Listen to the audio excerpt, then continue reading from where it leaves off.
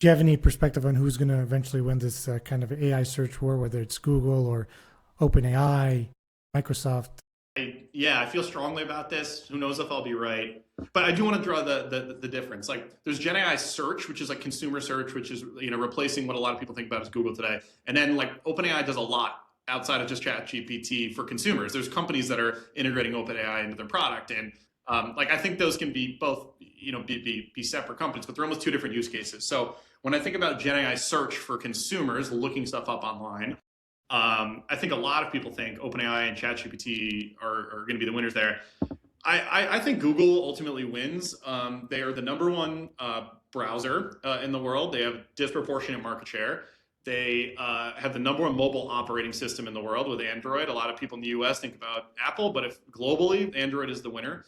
So they can integrate AI into their phones. They're the number one search engine. They have the best engineers. So if you think about a lot of the crazy compensation packages that Meta and OpenAI and stuff are giving to people, they're trying to poach those engineers. A lot of them are already at Google. They already have them.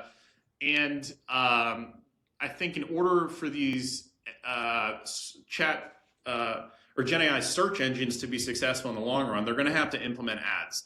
And Google has the most built out ad tech stack that's very complicated. That'll be harder to kind of recreate and integrate into all the systems. So I generally think that what it's going to start to look like is the Google. If you just open Chrome today and you search into the search bar the way that we always have, if you type in Nike shoes, it may look pretty similar to the results that you're getting today. But if you type in Greek goddess Nike, it's going to look a lot similar to what ChatGPT looks like. So ultimately, it becomes a hybrid of what it is today versus what ChatGPT is. And I think they're already starting to implement that with the AI answer above the fold. But I think that'll kind of continue to progress. So will ChatGPT steal some market share? Yes, but I still think that Google will be the dominant player in the market.